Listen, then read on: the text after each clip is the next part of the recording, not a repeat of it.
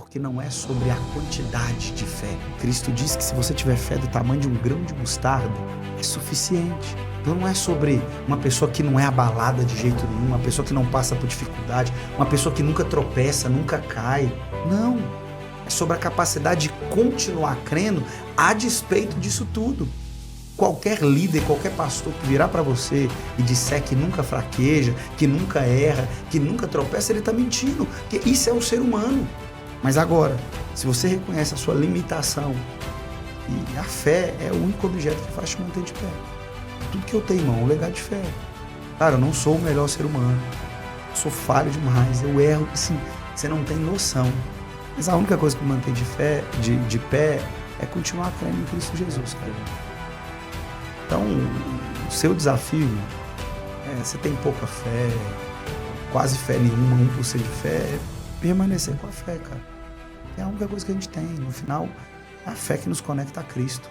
E não é sobre a sua fé, é sobre o Cristo que você crê. Não é sobre a nossa fé. A fé é um dom de Deus. É sobre o objeto sobre o qual ela se repousa. Se a sua fé estiver em Cristo, é o suficiente para você permanecer.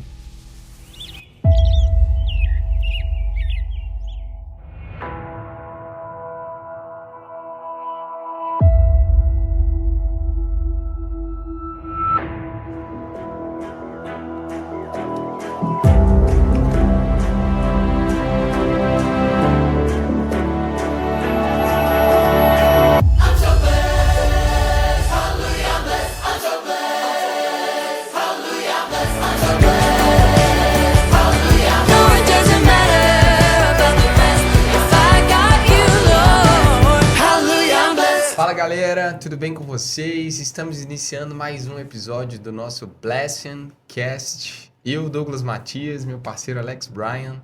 E hoje a gente está com um convidado para lá de especial. É um pastor, um homem de Deus, um esposo, um pai. Eu vou deixar ele se apresentar um pouquinho, mas é uma honra para a gente, tá? É uma honra te ter aqui conosco, né? Obrigado por sempre que tem a oportunidade de nos servir, né? Eu tenho certeza absoluta que esse episódio aqui hoje vai falar muito com as pessoas que vão nos assistir, né? Tenho certeza absoluta que Deus já está presente aqui. Antes mesmo da gente iniciar, já estava liberando várias chaves para a gente aqui. E, assim, eu queria te deixar à vontade. Fique em casa, se sinta em casa, né? A gente quer te ouvir, quer ouvir a mensagem que você carrega, né? A gente já tem visto o que é importante frisar. Né, eu tenho recebido muitos testemunhos, assim, quando eu compartilhei que a gente ia gravar com você. Você falou, pô, o pastor Isaías, né? E assim, como é lindo ver o que o Senhor tem feito através da sua vida, né? O Senhor tem te lançado, assim, e de 2 anos para cá, né? Minha esposa teve a oportunidade de te conhecer há mais tempo, mas eu tive a oportunidade de ter um momento com você há 2 anos atrás, e assim, o que é mais lindo ver que nada mudou. Né? Assim, quando eu falo nada mudou, você cresceu em expansão, em visibilidade, cresceu no reino, né? Mas o coração continua o mesmo, né? Então isso é muito lindo. Seja bem-vindo, viu, meu amigo? Amém. É uma honra estar aqui entre amigos, os queridos irmãos acompanhando aí do outro lado da tela. É um prazer. Deixa eu me apresentar, né? Sou o pastor Isaías Fernandes, não sou parente do André Fernandes, pelo menos até onde eu sei, né? Pode ser que investigando eu ache aí alguma coisa. Somos da mesma denominação, ele é um amigo querido. Sou pastor de jovens na Matriz, em Belo Horizonte. Estou ali junto com o pastor Flavinho, auxiliando nas demandas que ele precisa. Pastor em tempo integral hoje, casado com a Núbia, maravilhosa, linda minha esposa. Tenho uma filhinha, fruto desse relacionamento tão linda também.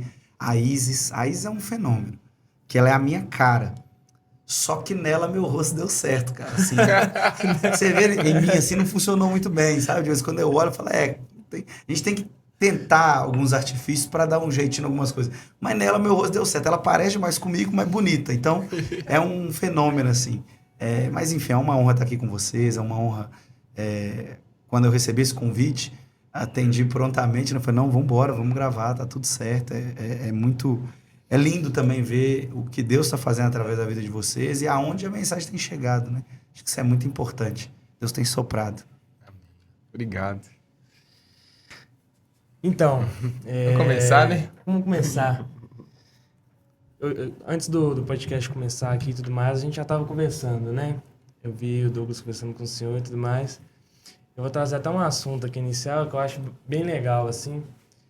A gente falando de propósito, podcast, a gente fala muito sobre propósito, sobre direcionamento, família. Eu acho até um tema legal para iniciar. A primeira vez que eu fui na Lagoinha, eu vim de uma igreja que era muito doutrinária. Então, a primeira vez, eu tinha muito receio da Lagoinha. Falava assim, que a gente aprende, assim, não é por maldade, né? Sim. Então, a gente aprende, uma igreja mais nova que é dinheiro, que tá ali para fazer show. Você não vê, assim, sabe, como realmente é. As pessoas, quando você cresce em certas denominações, dá uma fechada na sua mente. A religiosidade dá uma trancada na gente. E eu sempre cresci ouvindo isso e tudo mais, aí fui conhecendo mais Jesus, conhecendo mais profecia, conhecendo mais ministérios. A primeira vez que eu fui na Lagoinha, não sabia o que esperar, já tinha quebrado a religiosidade. Aí quem tá lá pregando? Pastor Isaías. Cara, foi uma das melhores pregações, assim. Minha esposa tava do meu lado e ela, não sei o que, tentava conversar e só olhava assim e falava, cara, como a simplicidade, o fluir, na hora ali da apelação para aceitar Jesus, as pessoas já ansiosas para aceitar Jesus, porque viam esse Jesus real, viam através de você, através da sua vida, esse Jesus real, que não é só eu pregando o que está na Bíblia, eu vivo o que está na Bíblia. Cara, foi tão gostoso que eu falei assim, a gente às vezes fica preso tanto em religiosidade que a gente perde a oportunidade de conhecer Jesus, que a gente perde a oportunidade de ver o que Jesus pode fazer através da vida das pessoas. E já entrando nesse tema, eu queria perguntar para o senhor como que é isso, né? Receber vários jovens e esses jovens, às vezes, com uma crença, se o senhor percebe isso, essa religiosidade, essa mente fechada, e, é tão simples. O senhor é um pastor de jovens também, o que o senhor percebe, né, nessa geração? O que o senhor falaria para um jovem que está perdido, que está precisando encontrar Jesus, mas às vezes não sabe porque escutou alguma coisa errada? O que esse jovem precisa para ele estar indo? Por que ele tem que ir? O que ele vai encontrar ali? Cara, é muito interessante, porque assim, a Lagoinha é uma mistura de gente de tudo quanto é tipo, né? É quando eu leio na Bíblia que pessoas de todas as tribos, todas as línguas, todas as nações vão adorar a Cristo, eu penso na minha igreja, assim, na Igreja Batista Lagoinha, porque é o que eu vejo diariamente, são muitos contextos diferentes, e existem muitas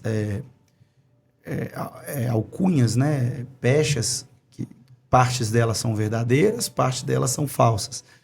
Então, nós nos preocupamos, gostamos da estética também, né? Eu acho que uma boa casa é uma casa bonita também, arrumada, é importante.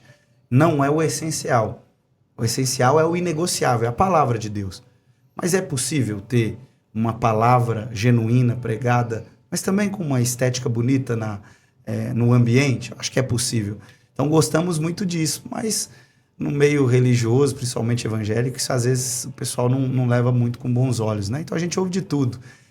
As paredes pretas, o pessoal fala que a gente tem pacto, a pombinha de cabeça para baixo fala que é uma cruz de cabeça para baixo. Direto nas redes sociais aparece alguém falando que eu sou maçom por algum sinal que eu fiz com a mão, sei lá. Eu gesticulo muito, eu sou muito expansivo. Então, assim, a gente ouve de tudo. É um desafio lidar com isso. Acho que a Lagoinha, por ser uma igreja televisiva, ganhou uma notoriedade muito forte. Então, parece de tudo, a gente tem de tudo. Mas o coração está em Jesus. Fazer o que tem que fazer com excelência, com graça. Mas igreja não é um LED, igreja não é um grande templo. Igreja é comunhão dos santos, pregação da palavra. Não tem um segredo, não é? Eu sempre falo isso, eu falo o dia que a gente começar a ir para a igreja porque tem um LED que atrai, porque a estrutura é muito legal, a gente perdeu o coração, né? Isso não é nenhum problema ter para pôr LED, eu gosto, se depender eu ponho a LED lá em casa, na parede, eu montava uma lagoinha na minha casa, de tanto que eu gosto da igreja, mas não é isso, né? Existe um trabalho muito sério que é feito, pastores atendendo todos os dias, os telefones não param, estou aqui, se eu desbloquear meu telefone já tem um monte de mensagem de tudo que você imaginar. Existe uma vida além de um culto, né? O culto é a celebração de tudo que nós estamos fazendo, mas isso acontece demais. E eu sempre falo assim, o jovem, essas pessoas, elas precisam de pastoreio, acessibilidade, um pastor acessível, olho no olho, vida real. Nós nos acostumamos demais a observar a vitrine. Então, o YouTube está aí, né? E as pessoas, tem muita gente para se inspirar, muito modelo, muito case. Eu, particularmente, sou um assíduo acompanhante do YouTube. Assim, eu gosto muito. O YouTube faz parte da minha vida. Então, diariamente, eu estou ouvindo podcasts, assistindo pregações, tudo pela plataforma do YouTube. Mas ele é uma vitrine. É um monte de gente que eu não conheço realmente, que eu não tenho a oportunidade de estar no tete-a-tete. E eu acho que a igreja, quando as pessoas são reais, elas não são só uma vitrine, elas estão ali, você percebe, além de uma mensagem pregada, você percebe também uma mensagem vivida. Eu acho que é justamente sobre isso. Não está só ali na plataforma. A plataforma é muito pouco. A gente precisa mais do que uma plataforma. Precisa de uma vida inteira, no dia a dia. Então, se você for lá na Lagoinha, qualquer dia da semana, me procurar, eu vou estar lá. Certamente eu vou estar com alguém no gabinete atendendo, resolvendo pepino, desatando nó, orientando biblicamente, e não só eu, como todos os pastores da igreja, vivendo a vida da igreja, né? Fazendo o que Jesus nos chamou para fazer, que é cuidar das ovelhas dele. Legal. Igual eu falei, o senhor fala muito, com tanta simplicidade, e esse pastoreio, quanto tempo tem que o senhor está já pastoreando e foi fácil? Fui chamado para ser pastor. Vou só entrar e ler a Bíblia. Como que foi chegar nesse nível dessa sede, né? Eu ia até complementar a pergunta, que é assim, hoje a gente vê o pastor Isaías Fernandes. Exatamente. Mas compartilhe com a gente um pouquinho, assim, quem é o Isaías? Né? Nossa, cara, aí se a gente pudesse nós vamos ter aqui... 12 horas agora, né? Eu tenho 33 anos, então são 33 anos de vida. Eu sempre brinco que ninguém sabe o chamado. Assim, você vai descobrindo o chamado. Eu tenho algumas habilidades, alguns carismas, dons, que indicavam uma possibilidade de um pastoreio. Então, eu sempre gostei de conectar com pessoas, mas isso pode me fazer um bom político, por exemplo. Isso pode me fazer um bom psicólogo. Isso pode me fazer, por exemplo, um bom gestor de pessoas, um bom pastor. Eu sempre gostei de falar em público, liderança muito prática na escola. Desde o primário eu organizava as coisas para o bem e para o mal, né? Isso podia me fazer um prefeito, podia me fazer aí um líder comunitário, um pastor, mas nada muito claro. Com 18 anos, assim que eu saí do ensino médio, eu fui prestar vestibular e eu passei para Direito. E eu cursei Direito na Faculdade Estácio de Sá.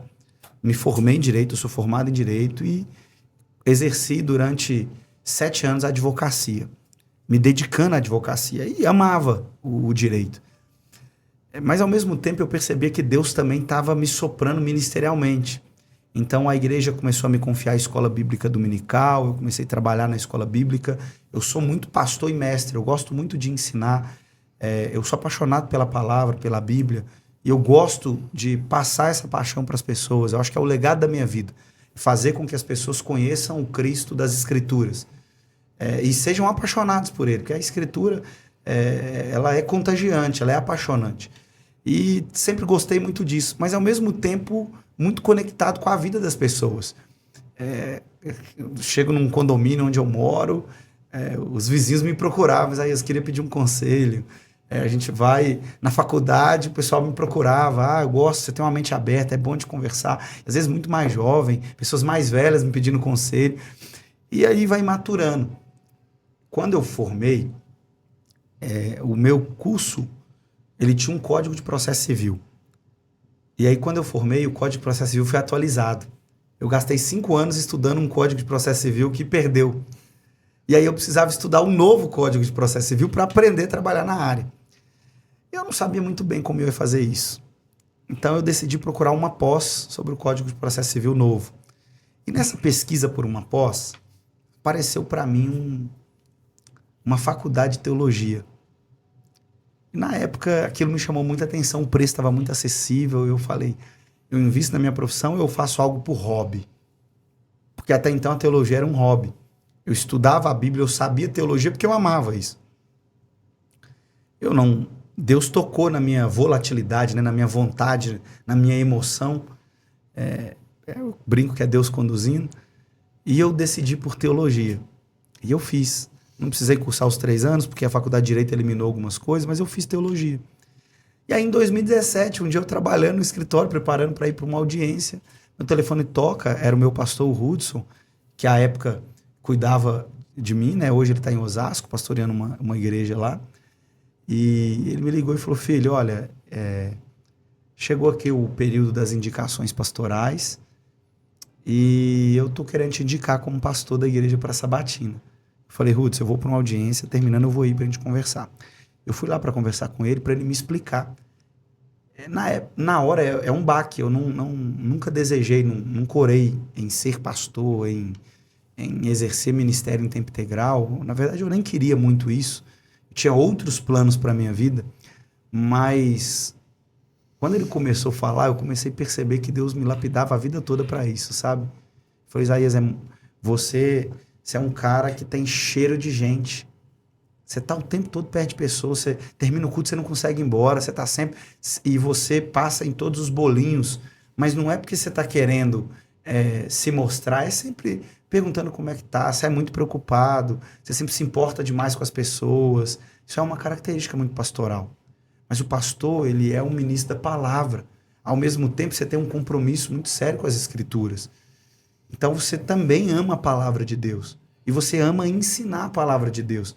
Existem características pastorais que são muito latentes. E você ainda tem um curso de teologia que é todos os requisitos que a nossa denominação exige de um pastor, você cumpre. Então, eu estaria sendo, como seu pastor, desonroso com Deus se eu não te indicasse para isso. Ali eu tive uma mini crise, né? Eu precisei orar um tempo, decidi e aceitei. Passei por uma sabatina da igreja, fui observado por um período probatório e ordenado. Fui ordenado 11 de dezembro de 2017 como pastor. E desde então eu tenho entendido claramente que Deus me chamou mesmo para o ministério pastoral. Eu não fiquei em tempo integral, eu era um pastor voluntário. Foi em 2020 que eu entrei como um pastor de tempo integral na obra mesmo assim. Mas eu acho que aí hoje, olhando para trás, tendo um panorama geral da vida, hoje eu consigo falar com clareza que todas as minhas aptidões, todos os caminhos que Deus foi me direcionando, tudo era sempre muito claro como um pastor. Sou um pastor vocacionado por Deus, assim. Legal. E o que é ser acho que é uma dúvida de todo mundo, o que é ser um pastor em tempo integral? Hoje eu fico por conta da igreja. Então, eu não exerço outras funções além de pastorear, cuidar de pessoas. Então, minha dinâmica hoje é o dia inteiro, desde a hora que eu chego até a hora que eu saio, ouvir pessoas e aconselhar biblicamente. Tem as reuniões administrativas, a parte mais burocrática da igreja, organização de culto, essas questões, mas é basicamente isso. Eu vivo por conta em tempo integral. Então, meu telefone tocar aqui, velório, é casamento, é nascimento, é crise, a gente tentando contar a própria vida, é o tempo todo resolvendo coisas que um pastor faz o tempo todo. Minha agenda hoje é a agenda do Senhor. Legal. E assim, eu ia fazer uma pergunta. Quando a gente fala assim dessa integralidade, hoje, como é que eu posso dizer assim? Como que você se prepara para poder ministrar? Ou, de fato, por exemplo, acho que deixa eu transcrever minha pergunta, que eu acho que fica mais fácil. Que assim, você contou sua trajetória até você se tornar um pastor, né? O que é ser um pastor integral? Mas como que você faz hoje? Porque assim, hoje tem sido um tema, um ponto assim, eu tenho discutido muito, tenho a oportunidade de sentar com alguns homens de Deus, alguns pastores, e o que me faz bastante questionar o chamado em si é o grande desafio que você tem de equilibrar a sua vida pessoal com o chamado, né, em si, né? Com a grande comissão, né, com aquilo que o Senhor te chamou.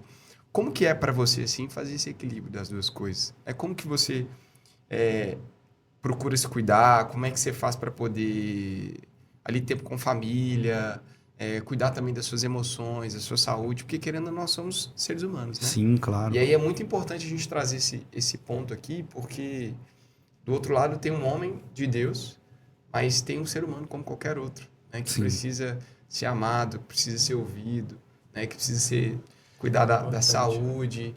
Enfim, acho que isso é uma pauta que às vezes a gente esquece de falar, porque como você mesmo disse, a gente tem ali a vitrine, a gente vê o pastor sendo muito usado, né? Você sendo muito usado por Deus, ministrando a palavra, tá o tempo todo ali transbordando, né? Mas é muito importante também se encher. Então, como que é isso? Quando a gente fala de se encher, não só da palavra, né? De todos os aspectos. Sim. Cara, eu sou muito agitado. Então eu tendo a ter uma rotina insana, assim. E eu sou levemente inclinado a ser um workaholic, sabe? Meio que gosto demais de trabalhar. Sempre gostei, cara. Eu gosto de produzir, gosto de fazer. É algo do meu coração, uma característica minha. Mas esse tempo eu tenho aprendido muito com o pastor Flavinho, sabe? Que é hoje o pastor da Matriz. Ele é uma pessoa muito intensa, mas ele é extremamente organizado, assim, disciplinado. E isso me inspira demais, cara. Porque é possível a gente ser intenso, mas ter uma dinâmica de vida organizada. Porque dá pra fazer tudo. A gente consegue. A questão é porque a gente, às vezes, falta com intensidade, falta disciplina. Então, hoje eu tento organizar muito a minha rotina. Geralmente, as minhas manhãs eu dedico para ter um tempo com a minha filha. Tem sido muito precioso. Eu vejo ela crescer, eu cuido dela. É também um momento onde eu faço meu devocional todos os dias. Eu até posto meus devocionais, né, nas minhas redes sociais.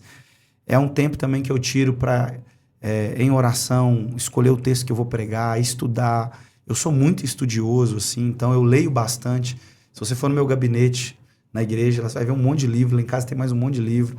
Aí eu brinco sempre que eu não sei nada. Tudo que eu estou falando, biblicamente falando, não estou falando da minha cabeça, né? Tem alguém, uma fonte que estudou muito mais do que eu, produziu algo muito melhor do que eu, e eu estou falando a partir daquilo. Então, gosto de estudar. Depois do almoço ali, deixo minha filha na escolinha e eu vou para a igreja. Aí, da igreja, atendo e saio só quando Jesus voltar à noite. Chego em casa bem cansado.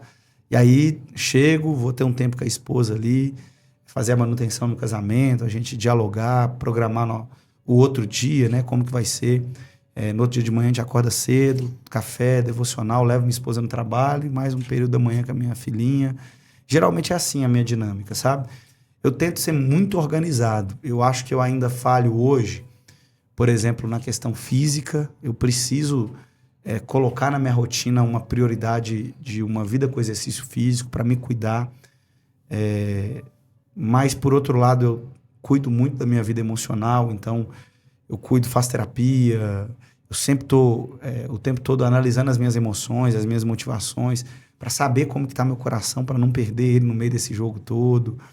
E assim, eu acho que é intensidade e organização. Se você organizar, tem uma agenda.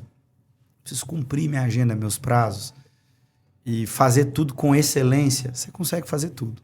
Legal, isso é bom ver que isso vem lá da profissão, né? Dos prazos lá de... Sim, do direito. O direito me ajudou muito, cara.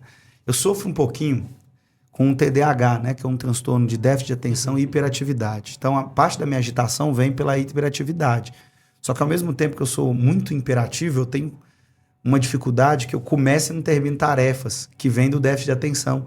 Você se move muito pelo aquilo que dá prazer, né? Então, tô mexendo no celular, me deu prazer, mas facilmente eu desfoco para outra coisa. Então, parte do meu tratamento, isso tem 12 anos que eu sou diagnosticado, assim, é ter uma rotina muito bem estabelecida e fazer o que está programado para fazer, concluir aquilo.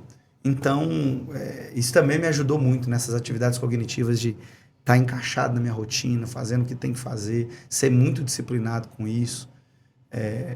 Eu não negocio, então não negocio comida, cara, almoçar nos horários certos, eu negocio o sono, eu durmo pelo menos 7 horas por noite, eu tenho que dormir. E isso é cuidado, né? Boa parte dos problemas que a gente tem com ansiedade, depressão, se resolveria se a gente tivesse uma rotina bem estabelecida de sono e de alimentação. Legal. Eu tenho mais 2 perguntas antes de passar a bola para você, que é como que é ser pastor? A gente já sabe que ele já compartilhou o tamanho do desafio, né? E a importância de você ter uma disciplina. Mas como que é ser um pastor de Lagoinha, né? Diante de tudo isso que está acontecendo, a gente vê o quanto a Lagoinha tem... Ela assim, lá desde o pastor Márcio, né? A expressividade, a voz, todo mundo, todos os grandes preletores, eles sempre falam que quando eles pisam na Lagoinha, parece que nasce um novo time ali, né? Ministerialmente falando. A gente sabe do preço que as pessoas envolvidas com o ministério lá pagam. E assim, como que é ser um pastor de Lagoinha? Cara, eu não cresci, não nasci em Lagoinha, né? Eu vim para Lagoinha tem 12 anos que eu cheguei em Lagoinha. É uma igreja grande, uma mega igreja, mas ao mesmo tempo que é um desafio porque o nível de responsabilidade é muito grande, o nível de seriedade é muito grande, é uma igreja muito séria, cara. Homens de Deus, falando do pastor Márcio, imagina você manchar o legado do pastor Márcio, né? É algo que eu penso e pego pensando rotineiramente. O Flavinho, o André, tem homens de Deus assim que eu sempre admirei e hoje eu tenho a responsabilidade de estar sobre a liderança deles. E eu não quero desonrar, envergonhar uma igreja tão séria, uma igreja com 60 anos, mais de 60 anos. É um desafio, mas também é um privilégio, cara. Sabe, você tá naquele lugar que você admirou, assim, fala, meu Deus, cara, como é que deve ser, sabe? E estar nesse lugar de admiração, vendo o que talvez é o mais problemático das igrejas hoje, é o chamado bastidores. Mas ver um bastidor tão santo, tão limpo, assim, mexe muito no meu coração, assim. Sou completamente apaixonado pela Lagoinha, cara. Que é uma igreja muito séria, as pessoas são muito sérias no que fazem. Cara, pastores que são muito humanos, assim, sabe? De preservar bons ambientes. Cara, não teve um dia que eu liguei pro meu pastor, o Flavinho, e falei, pastor, cara, eu tô hoje precisando ter um tempo com a minha esposa, Elisaías, tá em paz, irmão, fica com ela. Eu ligar, pastor, minha filha tá gripada, filho, fica em casa, cuida de sua filha. De não ter nenhuma demanda minha. Ele nunca virou para mim, não, você tem que estar, desmarca tudo que você tem que estar e vem cá. De um dia eu virar para ele, pastor, eu não tô bem emocionalmente, assim, ele, filho, tá tudo bem, você quer que ponha outra pessoa para pregar no seu lugar? Não é o se importar, não é um slogan, não é uma frase de camisa, não é uma frase numa parede, não, é uma vivência, é um bastidor saudável, sabe, de um pastor crente que tá ali, que se importa, que cuida, de um time que tá cuidando, tá honrando todo mundo. É um lugar de admiração, assim, eu admiro muito isso na igreja, sabe? Acho que é por isso que Deus me colocou nesse tempo de responsabilidade, mas também de admiração. E, cara, como que é liderar jovens nessa geração? É um caos. Cara, a gente vive... Assim, eu costumo brincar, a gente não pode falar que é a pior geração. Nossa, a geração tem muitas qualidades, mas tem muitos desafios também, né? A gente hoje vive um período de ceticismo muito grande, principalmente entre os jovens. É uma falta de compromisso muito grande, principalmente entre os jovens. Então é um desafio. É falar, às vezes, para um público que não quer muito Jesus, que não quer muito compromisso, que quer... A juventude é a fase das paixões, né? A fase do ímpeto, das decisões erradas, de você se machucar. E não dá para a gente privar o jovem dessa experiência, porque ele precisa disso para amadurecer também, né? A gente amadurece com o não, com as feridas. Isso faz parte do amadurecimento. Então é um desafio, assim. A gente tem que pedir a Deus o tempo todo estratégia, mas o jovem também não é um ser diferente, né? Ele é um ser humano. Então é o pastoreio simples. Pregar a palavra e discipular, pastorear, ser acessível. Acho que a partir daí você consegue fazer Eu brinco sempre que não tem, biblicamente falando, não existe pastor de jovem. Você vai ler na sua Bíblia, não tem pastor de jovem. Então, trabalhar com faixa etária é um trabalho nosso, mas que não pode exigir da gente essa sanha de o tempo todo, o que eu tenho que fazer? Qual que é a programação? Qual que é a estratégia? Não, é ser pastor bíblico. Fazer o que Jesus já deixou. O que Jesus fazia? Jesus estava lá no meio do povo. Jesus estava compartilhando a palavra de forma simples. Eu acho que é esse o caminho. Se a gente começar a criar ferramentas demais, a gente vai tirar Cristo e o evangelho do centro e vai focar em outras coisas. Isso talvez funciona para uma empresa, funciona para uma escola, mas para a igreja não. A igreja é um nicho muito específico. A igreja é evangelho, puro e simples, e acabou. Não tem muita coisa que fazer. Legal. E assim, você imagina, hoje assim, sua percepção, pelo menos eu de fora eu vejo que as pessoas... eu vou compartilhar o que eu vivi ontem. Eu fui já Lagoinha, tive a oportunidade de ir para uma outra igreja, hoje é Central, né? Que é a antiga IBC, Igreja Batista Central, hoje é Central Online, né? Uhum. E eu caminhei com algumas pessoas que se tornaram referência ali no meio, e aí ontem eu tive a oportunidade na rede social, até compartilhei com minha esposa. Eu vi uma pessoa, assim, até bem expressiva no meio dos jovens, e ela caminhava, assim, ela liderava mulheres, tinha, assim, caminhava com alguns pastores e tudo mais. E aí ela postou, assim, ela foi pro catolicismo, né, e tal. E aí na hora eu pensei, assim, põe amor um pouco nas minhas palavras, que eu falo assim, religião quem criou foi o homem, né? Na verdade... até é importante eu trazer aqui, porque você tem mais propriedade para me responder. Jesus Cristo, Deus é um só, né? Só que eu olhei e falei, cara, de certa forma, eu tive fiquei um pouco triste quando eu vi, né? Eu trazendo para tudo que eu já vi ela fazer, ministerialmente falando e tudo mais. Eu fiquei um pouco triste porque eu falei assim, cara, o que será que de fato fez com que ela não permanecesse, né? E aí eu vejo hoje que essa geração, ela começa muito ali no oba-oba, ela vai muito na frequência, mas o grande desafio para o pastor Márcio, ele mesmo fala, né? Não é como você começa, mas é como você termina, né? E aí, na hora, eu vi, fiquei triste, já fui compartilhar com meu esposo, falei, amor, o grande desafio nosso é permanecer. Em todos os aspectos, seja profissionalmente falando, eu falando assim como executivo, como gestor, empreendedor, no casamento, como pai, né? Ministerialmente falando. O que você acha disso, assim, Isaías, nessa geração, assim? Qual que é o grande desafio hoje, assim, sobre a permanência? Eu acho que eu tenho visto muitos jovens sendo levantados ali com vozes muito fortes, ministerialmente falando, né, no meio do evangelho, mas aí, de repente, quando você vê o cara... Até linkando, aí vai ser até interessante, você falou que você vê muitos jovens. Eu sou um exemplo disso que ele está falando. Como assim? Tenho chamado, tenho dons desde muito novo, mas ao invés de me entregar, até teve um outro podcast que vai ser muito com o Rafa sobre isso, tive uma luz, mas ao invés de me entregar por completo, eu olho assim, é bom que a gente vai ser orientado, igual o Douglas falou. Eu olho e falo, cara, e se eu cair? Então... Eu acho que muitas pessoas vão querer cargo, empolgação, eu já vou para o outro extremo. E se eu tiver no cargo e não aguentar a pressão, e cair, e me perder, e não conseguir voltar mais, me encher de vaidade, me encher de ego, Então meio que linka, né, a pergunta dele. Como que funciona isso? Tem um lado que é muito cargo, que chega lá, mas não permanece. E eu percebo que também tem o meu lado, que, eu não quero não. Sabe? Que fica retraído, porque tem medo. De tanto que a gente vê, a gente está na era da tecnologia, o tempo todo vendo pessoas caindo, a pessoa não pode cair uma vez que já aparece em todos os jornais, mas ninguém mostra ali o percurso, todas as vezes que ela acertou, todas as vezes que ela estava bem, sabe? Só mostra a destruição. E mostra para o mundo inteiro, mas não mostra toda a trajetória, aí a pessoa cai e não quer voltar mais. A ferida não se fecha pelo constrangimento. Como que o senhor lida com esses jovens? Como que o senhor vê essa geração assim? Eu costumo dizer que diariamente nós encontramos pessoas com fé.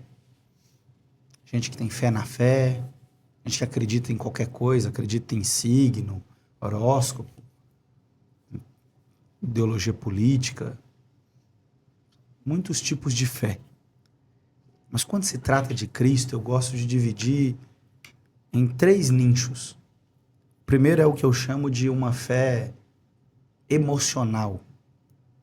É gente emocional que as decisões elas são tomadas a partir do que a emoção da fé fala. Às vezes está num culto, a música muito bonita, a atmosfera, o ambiente, uma pregação tocou, mas se resume meramente à emoção.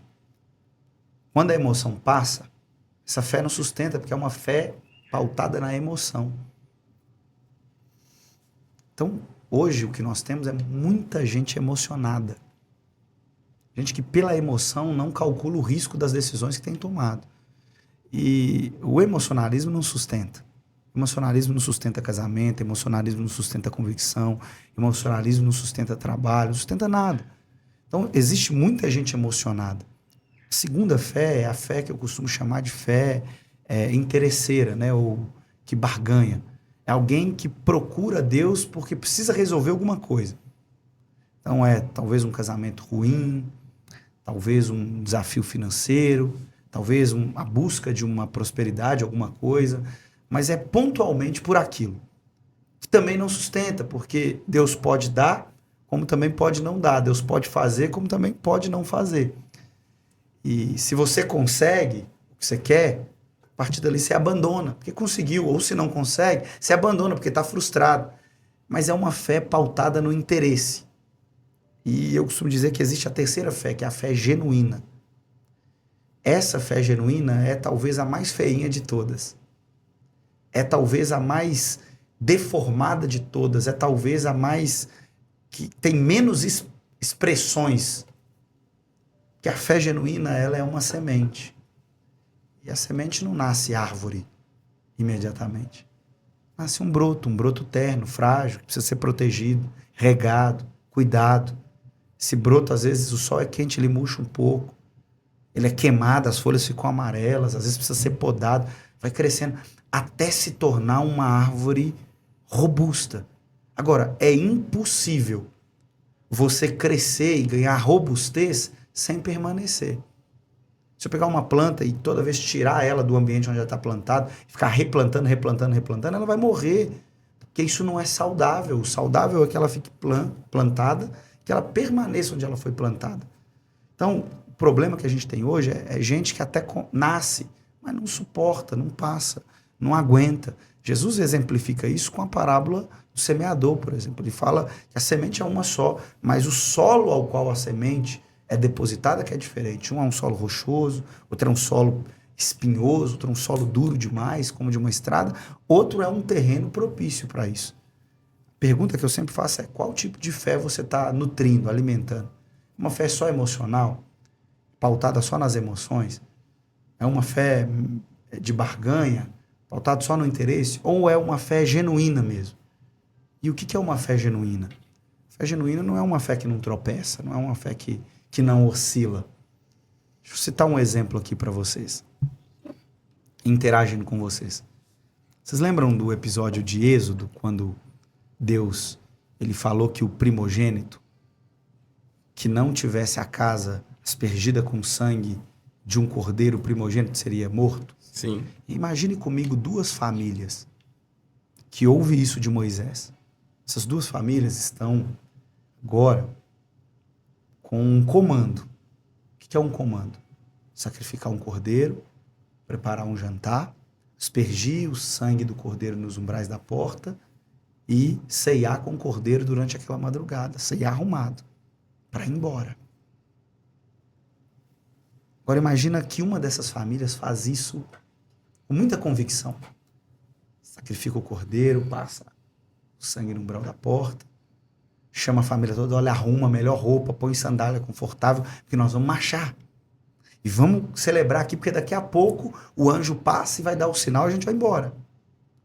Só que a segunda família, imagine o pai inseguro, pegou o cordeiro, ele, será que é esse cordeiro mesmo? Aí passa o sangue, ele, será que isso vai dar certo? Aí ele senta com a família, a esposa pergunta, amor, é isso mesmo? Amor, vamos fazer, é isso. Os filhos com medo, eles com muito temor, muita inquietação. Estão lá ceando, mas preocupados, agitados, com muitas dúvidas, muitas questões. Qual dessas duas famílias foram salvas? As duas. As duas. As duas passaram sangue. Mas uma não tinha uma fé manca, a outra não tinha uma fé sólida. Porque não é sobre a quantidade de fé, Cristo diz que se você tiver fé do tamanho de um grão de mostarda, é suficiente. Então não é sobre uma pessoa que não é abalada de jeito nenhum, uma pessoa que não passa por dificuldade, uma pessoa que nunca tropeça, nunca cai. Não. É sobre a capacidade de continuar crendo a despeito disso tudo. Qualquer líder, qualquer pastor que virar para você e disser que nunca fraqueja, que nunca erra, que nunca tropeça, ele está mentindo. Porque isso é o ser humano. E se ele não tropeça desse jeito, acabou de tropeçar no orgulho. Porque está dizendo que é um inerrante. Mas agora, se você reconhece a sua limitação, e a fé é o único objeto que faz te manter de pé. Tudo que eu tenho, irmão, é um legado de fé. Cara, eu não sou o melhor ser humano. Eu sou falho demais. Eu erro, assim, você não tem noção. Eu sou cheio de problema, de tudo quanto é ordem. Físico, mental, psicológico, emocional, de tudo quanto é ordem.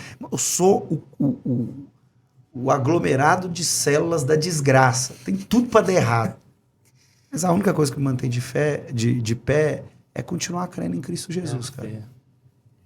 Então, o seu desafio, irmão, você tem pouca fé, quase fé nenhuma, 1% de fé, é permanecer com a fé, cara.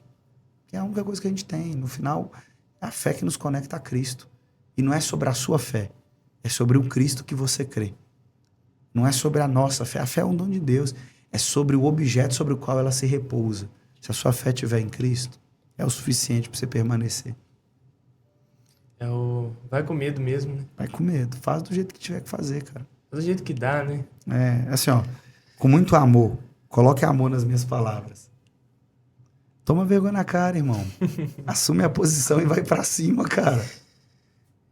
Tá esperando o quê? O que mais tem que ser feito, cara? Jesus já fez, cara. Morreu na cruz, te salvou. Sabe onde era pra você estar agora? Agora. No quinto dos infernos, cara.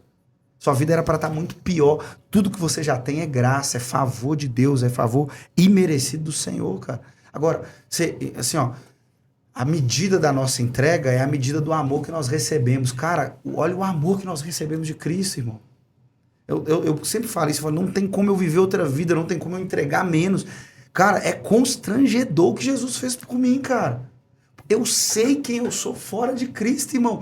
Eu sei, assim, o potencial maligno, perverso. Cara, eu vim dirigindo, irmão. Se não é a graça de Deus, eu mato alguém no trânsito. Eu tenho a filha, se não é a graça de Deus, ela me faz raiva aqui, eu corrijo ela além do que eu tenho que corrigir. Se não é a graça de Deus o tempo todo me preservando, cuidando de mim. Irmão, Hitler se torna um coroinha frente ao que eu posso ser. Mas, cara, eu sou tão abençoado, irmão. Não tem um ar para reclamar de nada. E Deus tem sido tão generoso comigo, tão generoso, que não dá para eu olhar para essa vida, essa existência, esse plano e falar, cara, eu vou viver uma outra vida sem fazer o nome de Jesus conhecido. O propósito da minha vida é deixar Jesus famoso.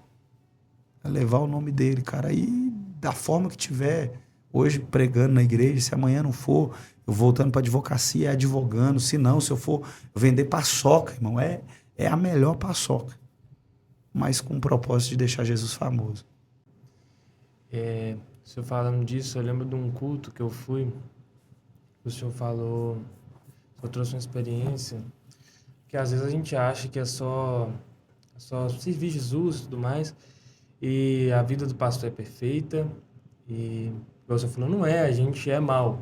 E o que nos faz, o que o senhor falou, amar Jesus é entender que sem ele a gente faz coisas que envergonhariam o nosso legado, os nossos pais, as nossas famílias. Mas por trás de servir, por trás de amar Jesus, qual que é a experiência que o senhor teve com Jesus, assim? Falou, cara, eu tive essa experiência, não que pode ser tanto positiva quanto negativa, mas você falou assim, aqui eu pus à prova. Aqui foi quando... O André Fernandes fala sobre isso, que ele teve uma infecção no coração e tudo mais. É uma história que ele falou ali, cara, aqui foi o ponto. Aqui foi quando eu falei com Deus. Cara, é aqui, é agora. Eu tenho uma promessa, eu creio que eu não vou morrer porque eu tenho uma promessa. Mas se não fosse isso... Cara, eu costumo dizer que eu não cheguei a desviar e experimentar do mundo. Nasci num lar meio evangélico, minha mãe era cristã, meu pai não, meu pai é convertido. E nasci em ambiente de igreja, igrejas pequenas, bem pentecostais, né? Sempre servindo, fazendo a obra. Passei minha adolescência e eu lembro que no início da minha juventude eu entrei um pouco em crise com a fé. Foi quando, por sinal, também eu comecei a faculdade. E ali eu lembro que eu voltava num ônibus, é um ônibus que nem existe mais, o 5516 do Palmital. Que não existe mais. Palmital A, Palmital B, Palmital C. B, C. E eu voltava nesse ônibus tarde da noite, cara. O meu ônibus, o último ônibus era 11h30, eu pegava ele e eu voltava. Eu lembro que eu reclinava a minha cabeça na janela. E não foi uma nem duas, eram várias noites voltando da faculdade que eu chorava com Deus, assim. Porque a gente, quando... não serve nem para desviar, né? A minha oração chorando é: Deus, o Senhor existe? Faz alguma coisa. Eu acho que o Senhor não existe, o que eu estou vivendo. Minha vida está um caos, está tudo bagunçado. Acho que o Senhor não existe. Eu orando, falando para Deus que Ele não existia. Ai, cara, Deus tinha que ter me fulminado, né? Mas eu me lembro que nessas crises, e nada acontecia, cara. Ninguém falava nada, parece que os cultos não falavam. Estava muito vazio, assim. Eu lembro que eu cheguei no meu quarto, foi um dia que eu abri a minha Bíblia para ler. E ali eu brinco, ali eu converti. No livro de Apocalipse, no capítulo 2, a primeira igreja, a igreja de Éfeso. Quando Cristo começa a advertir uma igreja que tinha uma boa doutrina, que trabalhava muito, que tinha um bom comportamento, que sabia denunciar falsos profetas, mas que não tinha amor. E, cara, aquele texto parece que as letras pegavam fogo e começavam a queimar meu coração. Eu lembro que eu chorei copiosamente. Que eu me senti como uma esposa que não amava mais o noivo, sabe? Uma esposa que acostumou, eu acostumei com Deus, acostumei com o sagrado, acostumei com as coisas. E ali no meu quarto, com a Bíblia, eu lembro que eu fiz uma oração de entrega para o Senhor. Eu falei: Deus, eu te entrego meu coração, te entrego a minha vida. Eu quero isso que eu estou vivendo aqui agora. Eu quero congelar esses minutos para sempre viver isso para o resto da minha vida. E desde lá tem sido um esforço hercúleo para manter esse fogo aceso. Mas o coração está queimando pelo Senhor. A minha experiência é essa. Top. Cara, você quer... não, quanto isso é real. As experiências... Não, pessoalmente é diferente, né? Eu creio que no vídeo e tudo mais não é igual. A chama que transcende o olhar da pessoa voltando naquele dia. Você vê no olhar da pessoa ela voltando naquele dia. Cara, Amigos. tem até uma pastora que eu acompanho, que ela fala que Deus deu ela o dom de discernimento. E ela vê, né? Discernimento de espírito. Ela vê pelo olhar. Aí agora eu pude imaginar como que ela tem essa visão dela. Pelo olhar eu consegui enxergar esse momento. É surreal. Pastor, você imaginava, lá atrás, naquele tempo de nada mais importa e tudo mais, você tinha noção de que Não, nada. aconteceria dessa Cara, eu forma? nunca nem orei por isso. Não. É porque, assim, é um sonho de todo... Eu posso falar que a maioria, né? Das pessoas que tem, acho que talvez pregadores, talvez teriam a oportunidade de estarem ali, né? Talvez um dia ministrando num culto da Lagoinha e tudo mais. Pelo menos alguns que eu conheço falam assim: cara, ali é uma honra é uma honra estar ali, né? Então, assim, você imaginava essa proporção, estar ali hoje, assumindo os jovens, talvez, estando nas mesas, né? Que o senhor tem tido a oportunidade de estar, assim. Cara, se eu dissesse assim que não imagino, acho que eu estaria, assim, sendo enganoso. Imaginar, a gente imagina, mas eu sou muito pé no chão, eu tendo a ser muito centrado, assim, até para não gerar frustração no coração, né? Se você me perguntar: pastor, você quer pregar para multidões? Mas claro que eu quero, que Deus me dê a oportunidade de alcançar o máximo de pessoas possíveis. Mas eu já sou muito grato por tudo que Ele tem feito, assim. Além do que naturalmente eu faria pela força do meu próprio braço. Eu já aonde eu estou já é algo sobrenatural. Vocês estão diante de um milagre. Eu não tenho... Eu não sou o melhor orador, eu não... Cara, tudo que eu tenho é só uma paixão por Jesus, mano. Eu só amo Jesus demais, cara. Meu coração queima por ele, assim, sabe? É só uma paixão da minha vida, cara. É saber de onde ele me tirou, cara. Eu crescer sem perspectiva e... Cara, eu encontrei Cristo, irmão, na palavra. Eu encontrei ele me encontrou e é isso que eu quero fazer.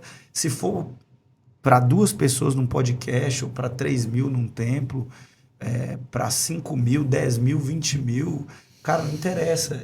Não é sobre as pessoas, é sobre o Jesus que eu tô falando, cara. Assim, eu não consigo falar de Jesus de outra forma, cara. Assim, ele é o amor da minha vida, cara. A paixão da minha existência. Os meus dias se resumem a falar dele para sempre. Eu não consigo passar um dia sem ler algo sobre ele. Não consigo passar um dia sem desejar encontrar com Jesus. O sonho da minha vida, cara, é olhar para ele e falar assim, cara, esses olhos como chama de fogo. É do jeitinho que eu li, cara. Esse cabelo branco como a neve é do jeito que eu desejei minha vida inteira. Cara, Jesus, sabe, de ler textos, de dizer que ele é o alfa, o ômega, o princípio, o fim, de ver que ele tem cicatrizes em suas mãos, de ver que ele é aquele que esteve morto, mas ressuscitou ao 3º dia. Esses textos mexem com o meu coração. Fala, eu preciso amar mais Jesus, cara. A motivação da minha vida é acordar todos os dias e falar, cara, eu tô amando Jesus pouco, velho. Eu preciso amar mais, eu preciso me apaixonar mais por ele. Eu preciso desejar mais ele, eu preciso, assim, me lançar aos pés dele diariamente, irmão. E, cara, não há nada mais precioso, assim, do que Jesus, cara. Não há nada mais precioso do que Jesus. Tá? Amar ele e levar pessoas a amar ele também, cara. Amar o que Jesus ama, fazer o que ele ama, é o propósito da minha vida, cara. Se Jesus me levasse agora, eu já estaria completamente satisfeito. Hoje eu não tenho um amor maior senão Cristo. Pastor, se deixar aqui, eu vou falando, eu tenho mais algumas... É muito lindo ver, assim, né? De fato, a gente entregar a vida e falar, Deus, toma o controle, eu estou aqui disponível para poder fazer o que o Senhor quiser, né? Deus ama a obediência, né, pastor? E antes da gente fazer um bate-bola, que a gente sempre fala, a gente vai trazendo alguns temas e vai pedindo você para poder comentar. Eu queria te fazer uma pergunta assim, é óbvio que quem sopra o nosso nome é o Senhor, né? Mas para quem está aqui começando o ministério, para quem sabe que o Senhor chamou para poder viver algo, né, assim, ministerialmente falando, ou seja numa igreja, ou seja com o movimento eclesiástico, enfim, uma dica que você poderia dar para alguém que foi chamado, tem um chamado pastoral, aquela pessoa que você está andando na esquina, ultimamente, estou fazendo essa pergunta até mesmo para mim, ultimamente eu estou indo, eu estou no meio empresarial, né?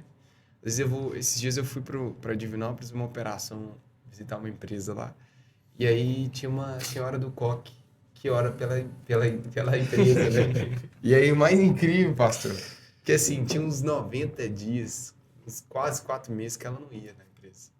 Aí eu chego na empresa 8 horas da manhã, eu tô vendo no corredor o pessoal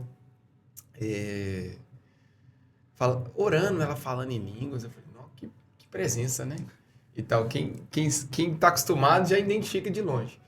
E aí ela chegou lá, ela falou assim, ó, Deus mandou vir aqui. Então, assim, ultimamente eu tenho ido nos lugares e eu tenho recebido muitas palavras, enfim. Aí você fica naquele, cara, mas o que eu vivo hoje não faz sentido nenhum com essas coisas que eu tenho recebido, né? O que você pode dar de dica? Talvez o próprio Alex é uma dessas pessoas, o Diego. A gente tem pessoas que convivem conosco, que já receberam palavras, direções do céu. Que dica que você pode dar para alguém assim, para essa pessoa se posicionar? O que ela deve fazer? Existe algum protocolo, algum caminho? Não sei. A primeira coisa que eu diria é guarde o coração. Guardou o coração? Se prepare para o que tem que preparar e que Deus vai abrir a porta, você não vai ter dúvida quando foi ele que abrir. A gente tem que tomar cuidado para não tentar antecipar, não ser precipitado. Mas vou te falar, por exemplo, como um pastor, né? Alguém que deseja entender um chamado, a vocação pastoral, faça um seminário teológico, um curso de teologia, esteja vinculado a uma igreja local, sirva na sua igreja local, comece cuidando de um pequeno grupo, vai sendo forjado sem precisar de um título para isso. Porque você não precisa, o pastor não precisa... eu brinco que não é a igreja que ordena, a igreja reconhece a pessoa que já tem uma vocação pastoral que o céu já reconheceu. Então, é o caminho da preparação. Por exemplo, se eu quero falar inglês, eu quero mudar, sei lá, para os Estados Unidos daqui a alguns anos, eu preciso me preparar para isso. O mínimo que eu preciso, começo a falar inglês. Deus vai preparar a oportunidade se eu tiver uma palavra para isso. Se não, e se você não se preparar minimamente, as coisas nunca vão acontecer. Porque às vezes Deus vai movimentar a partir dos passos que nós damos também, né? Ele vai preparando. E eu falo por mim, não foi um caminho que eu busquei, mas eu me percebi preparado para isso. Porque se a ordenação chegasse, eu não tivesse o curso teológico, não ia servir de nada. Se a ordenação chegasse, eu não tivesse já pequenos grupos pastoreando, cuidando já, não ia valer de nada. Então, eu já estava fazendo tudo que tinha que ser feito, e por isso Deus foi preparando e abrindo o caminho. Amém. Que benção. Quer fazer alguma pergunta? Não. Eu gosto muito do lado sentimental, velho. Isso aí, pra mim, é uma experiência que todo mundo tem que viver, né? Eu li um livro muito gostoso, chama Bom Dia, Espírito Santo. E eu acho interessante o seguinte. Hoje, por conta da religiosidade, a gente trata Deus como um ser inacessível. E a gente esquece de tratar ele com a simplicidade de um amigo. Como que eu paro de tratar Deus como um cara inacessível, um cara que tem bilhões de pessoas no mundo, né? Por que ele vai olhar pra mim? E começo a tratar ele como meu amigo, querer ele perto, porque eu vejo que isso acontece muito. Muitas igrejas, muitas pessoas tratam dentro das igrejas, principalmente Deus, como um ser totalmente inacessível. E esse Deus simples que o senhor falou dele, esse Deus tão gostoso, esse Deus que eu daria minha vida por ele a qualquer momento, eu não vejo as pessoas falando dele com essa intensidade, eu não vejo as pessoas falando dele com esse amor. Eu vejo mais as pessoas falando dele como um ser totalmente inacessível, um ser que parece que eu nunca vou chegar aos pés dele, sendo que eu quero ser amigo dele. Eu quero que ele rege a minha vida, mas eu quero ser amigo dele, eu quero sentir ele, eu quero que ele invada meu coração pela manhã, eu quero que, sabe, que... Um exemplo de uma profeta aí, né? Simone Souza. Conhece ela? Eu já tinha direções de Deus na minha vida. E um dia me chamaram pra célula. Eu falei, vou ir. Senti no coração de ir e fui. Quando eu pisei lá, a presença do Espírito Santo na casa, quando eu entrei na porta, assim, a presença do Espírito Santo me invadiu. Eu entrei na casa, nunca tinha acontecido entrar na casa de ninguém. E o Espírito Santo falou, eu tô aqui. Eu, o quê? Tipo assim, cara, quem tá falando comigo? E o Espírito Santo falou, eu tô aqui. Aí eu ia andando mais pro lugar o lugar de oração dela, eu nem sabia. E o Espírito Santo queimava e rasgava meu coração. Porque ele habitava ali, parece como se fosse um amigo dela que estivesse ali. Como que é isso? Como que a gente faz? É muito difícil ter ele como nosso amigo e ele fala... Às vezes não vai escutar uma voz, mas você vai sentir ele rasgando, falando, eu tô aqui. Tá tudo bem, eu tô aqui. Ah, mas minha esposa, minha família vai estar tudo... Mas eu tô aqui. Como que é isso? Eu sempre falo que a gente só consegue conhecer a Deus por meio da palavra. E quando você vai para a palavra, a Bíblia é um grande livro de romance, né? Uhum.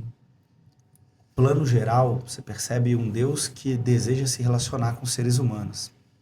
Um Deus grandioso, santo, poderoso, onisciente, onipresente, onipotente.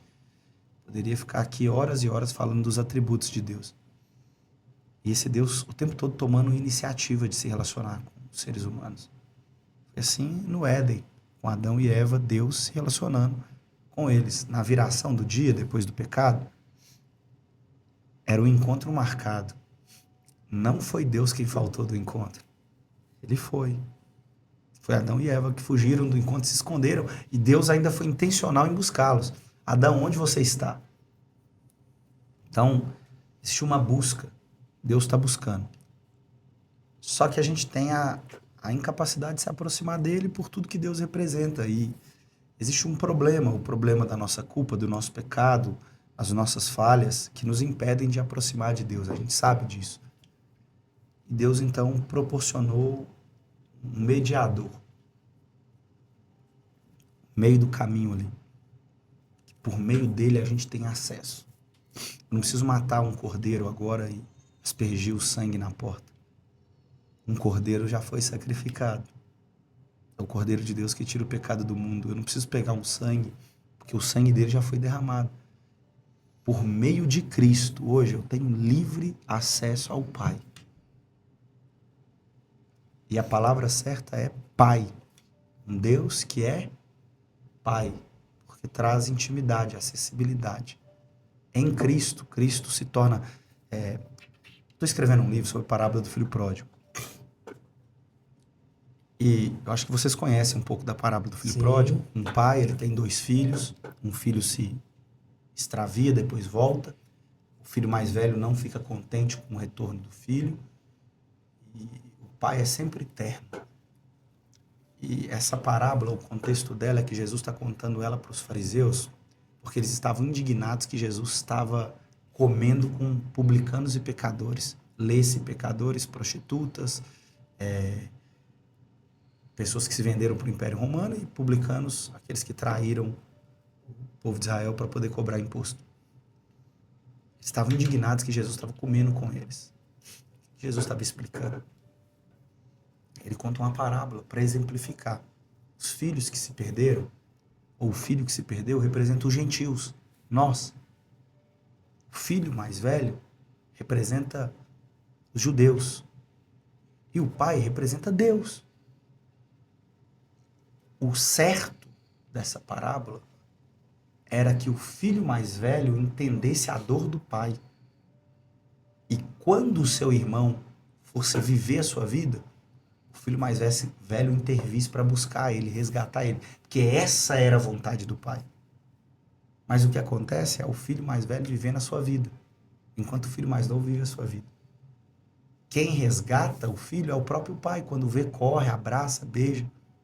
Quando o filho mais velho vê isso, ele fica indignado. Porque o filho mais velho amava o que o pai tinha, mas não amava o pai. Jesus está exemplificando nessa parábola que era necessário um irmão mais velho para buscar o irmão mais novo. Ele está dizendo que esse era um ministério que ele faria. Jesus era um judeu. Nosso irmão mais velho. Ele foi o enviado de um Deus que é Pai para nos buscar. Nos buscar no nosso lamaçal, nos buscar nas nossas idiotices. Ele nos trouxe de volta. Sabe quando o filho volta, o pai não pega uma roupa, uma sandália, um anel?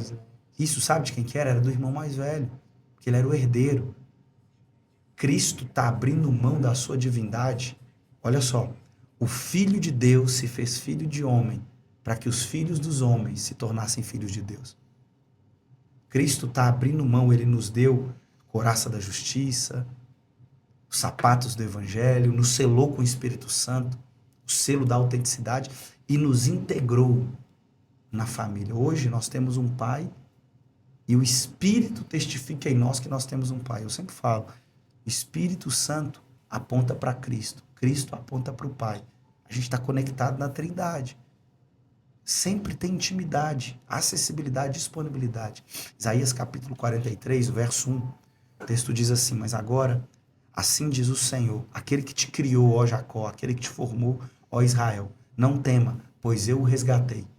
Eu te chamo pelo nome, você é meu.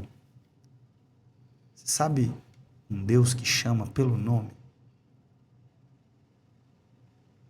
Que às vezes a gente cria um espantalho sobre Deus, mas Deus conhece o nosso nome. Cara, assim, eu sou pastor, não consigo lembrar o nome de todas as minhas ovelhas, mas Deus me chama pelo nome. Presta atenção, nós estamos em campanha eleitoral. Talvez agora você consiga falar com algum vereador, algum prefeito, eles ficam mais acessíveis nesse momento. Mas eu tenho certeza que você vai ser exposto a uma agenda cheia de compromissos, e talvez o tempo não vai ser um tempo de qualidade. Tenta falar agora com o governador do estado de Minas Gerais para ver se você vai conseguir. Você acha que vai ter dificuldade? Tenta falar agora com o cargo máximo da diplomacia brasileira, o presidente da República. Você acha que você vai ter dificuldade? Eu acho que você não vai nem conseguir falar de tanta inacessibilidade. Mas existe um rei que é sobre todos os reis. Existe um senhor que é acima de todos os senhores. Tenta falar com ele agora. Ele vai te ouvir. E ele não pede para você chegar diante dele e falar assim: excelentíssimo, Senhor, douto, poderoso Deus. Ele diz para você chegar nele e falar assim: Pai, quer uma acessibilidade maior do que essa? Não há um privilégio maior para um cristão do que saber que Deus ouve as orações dele e ele tem livre acesso a Deus a hora que ele quiser. Agora, se quiser parar esse podcast agora e a gente orar, Deus vai nos ouvir. Se quiser daqui 10 minutos, se quiser daqui 5 minutos, não interessa. Nós temos livre acesso. E esse livre acesso, essa fenda, essa brecha, quem abriu foi Cristo para nós. Não há privilégio maior do que esse. Poderoso, poderoso. Pra gente, cara, que honra, que honra. Obrigado A honra é minha. pelos ensinamentos. Pra gente poder encerrar, a gente sempre dá um espaço aqui para o nosso convidado poder deixar um recado, né? Alguma mensagem, algum insight, alguma frase, alguma direção, o que você sentir no coração. Queria que você deixasse um recado para o nosso público aqui, para tudo. Amém. Fica à vontade. Deixa aquela câmera ali, né? Isso. Deixa eu falar para você que está nos ouvindo, assistindo, acompanhando. Cara, você precisa de Jesus na sua vida, meu irmão, minha irmã. A vida é uma antes dele e outra depois dele. A história é uma antes dele e outra depois dele. Talvez você tenha muito preconceito com os evangélicos e até com razão. Talvez você viveu muitas feridas em igrejas, líderes, pastores que te machucaram muito. Mas existe um bom pastor. E esse pastor não nos fere, ele, ao contrário, deu a vida por nós. Jesus é o bom pastor que deu a sua vida pelas ovelhas. Não troque o relacionamento com Jesus porque alguma igreja te machucou. Não troque o relacionamento com Jesus por algum projeto. Entrega a sua vida para Ele, queime sua juventude, parte da sua vida aos pés de Jesus. Não há caminho melhor, não há lugar melhor do que isso. Se eu pudesse, é um canal de Deus para te ajudar nisso. Eu estou me colocando à disposição. Chama, os meninos vão deixar minhas redes sociais. Mas é desesperador uma vida sem Jesus. Cada segundo que a gente passa longe de Jesus é um segundo que a gente perdeu, é um segundo vazio, é um segundo sem propósito, é um segundo sem prazer na vida. Mas com Jesus a vida fica diferente. Eu tô te falando aqui, minha vida não está toda resolvida. Acabando a gravação, tem um monte de coisa para resolver. Mas tem uma alegria aqui dentro do meu coração, tem uma paz que às vezes eu não consigo nem compreender, porque ela excede o entendimento. A hora que eu compreender, não é a paz de Deus mais. Tem uma paz, tem uma tranquilidade. Eu sei que eu estou fazendo a coisa certa, que eu estou no caminho certo. Meu coração está queimando de paixão. Eu tenho propósito, eu amo pessoas. Eu estou fazendo o que faço porque amo. E você pode viver isso também. Não é só para mim, não. Deus não tem filhos prediletos. Mas tem uns filhos que preferem mais. Seja esse filho que prefere Jesus. E vamos juntos fazer parte dessa grande família, a família da fé. Tô te esperando, hein?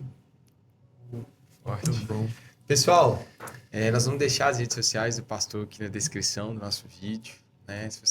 Para você poder acompanhar esse episódio, continuar acompanhando o Blessed, siga a gente lá no YouTube, no Instagram, TikTok, né? No Spotify também a gente está disponível. A ideia aqui é a gente alcançar o máximo de pessoas possíveis. Não falamos aqui a gente não pensa só em números, né? Nosso foco aqui é a gente levar uma pessoa para Jesus, tá já ótimo. faz toda a diferença, né? Pastorzão, obrigado. Tamo junto demais. Obrigado, cara. Vocês não têm noção do privilégio que foi estar aqui com vocês e que tempo bom, que tempo precioso, tempo gostoso. Tenho certeza que Jesus está aqui com a gente. Amém. Vou orar agradecendo para a gente poder encerrar. Amém. Pai, nós te agradecemos, Jesus. Obrigado, Jesus, por essa manhã, por Que esse privilégio, tempo de mesa. Deus, pelas direções e palavras que foram liberadas aqui, Paizinho. Senhor, continua nos guardando, continua nos conduzindo. Deus, continua, Pai, abençoando a vida do teu filho, do nosso pastor Isaías, Jesus.